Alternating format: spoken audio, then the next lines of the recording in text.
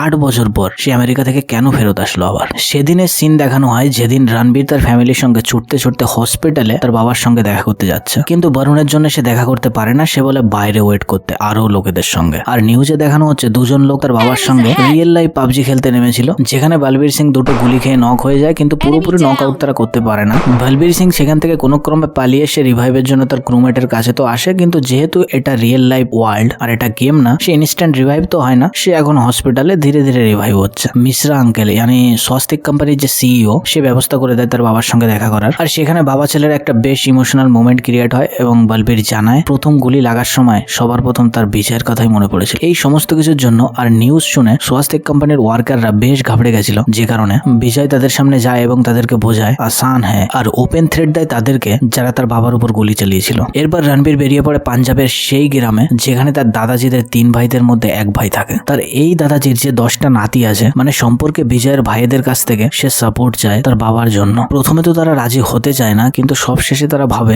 বিজয়দের company ইন্ডিয়ার সবথেকে বড় কোম্পানি, তারা যদি চাইতো ইন্ডিয়ার বেস্ট সিকিউরিটি তারা হায়ার করতে পারতো। কিন্তু সে এসছে তার ভাইদের কাছে, কারণ তার সিকিউরিটি দরকার না, তার দরকার তার ভাইদের বিশ্বাস আর হৌসলা। এদের মধ্যে একজন বলে রিস্তা বানানো মাটি দিয়ে মাটির উপর মাটি লেখার মতো, কিন্তু একটা রিস্তা নেভানো জল দিয়ে জলের উপর জল লেখার মতো। আর আমরা আমাদের ভাইয়ের জন্য জল দিয়ে জলের উপর জল লিখেই ছাড়বো, যেটা আমার শোনা এই মুভির বেস্ট লাইন। বিজয় তার ভাইদের নিয়ে গ্রাম থেকে বাড়ি ফেরে, আর সেখানে এসে তাকে বানাতে দেখা যায় তার বাবার মতো দেখতে হুবহু একজন, যেখানে তার বাবার বডি ডাবল। তার কাজ বলবীর সিং এর হয়ে যে কোনো জায়গায় যাওয়া আসা থেকে শুরু করে মিটিং অ্যাটেন্ড পর্যন্ত সমস্ত কিছু বলবীর সিং এর সমস্ত কিছু তাকে শেখানো হয়, এমনকি পেচ্ছাপ করার পদ্ধতিও। এরকমই চলছিল, কিন্তু বলবীর সিং এর বডি ডাবলকে একদিন রাস্তায় অ্যাটাক করে খুন করা হয়। আর যে মারতে এসেছিল সে এই মুভির মেইন ভিলেনের 4 ভাইদের মধ্যে এক ভাই। বিজয়ের এরকম একটা ধারণা তো ছিল, কিন্তু সে ভাবতে পারেনি সেটা এত তাড়াতাড়ি হবে। সে বডি বাড়ি আনা হয় এবং সবাই যখন শোকা হতো, বরুণকে দেখা যায় সেই লোকটার সঙ্গে কথা বলতে। যেহেতু বরুণও জানতো না বলবীর সিং এর একটা বডি ডাবলও আছে, তাই সে বলে তুই যেভাবে সম্ভব বিজয়কে মার, আমি ঘরের মধ্যে যেভাবে হোক বলবীর সিংকে মেরে দেবো। এই কথোপকথনের সমস্ত কথাই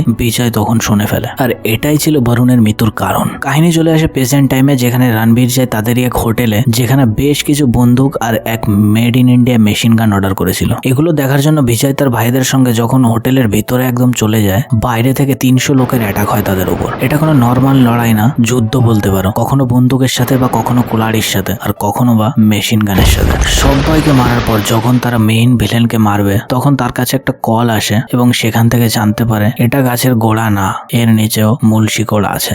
বিজয় ফোনে তাকে বলে দেয় আমাকে মারার জন্য তোদের আর আশা লাগবে না, আমি আসছি এবার তোদের কাছে। এটা বলে ফোন কেটে দেয় আর ওকে শুট করে দেয়। বিজয় আর বিজয়ের টিম সবাইকে নক আউট করে দিলেও তাদেরও ক্ষয়ক্ষতি কম হয় না, মানে বেশি বিজয়েরই হয়, সেও সেখানে নক হয়ে পড়ে যায়।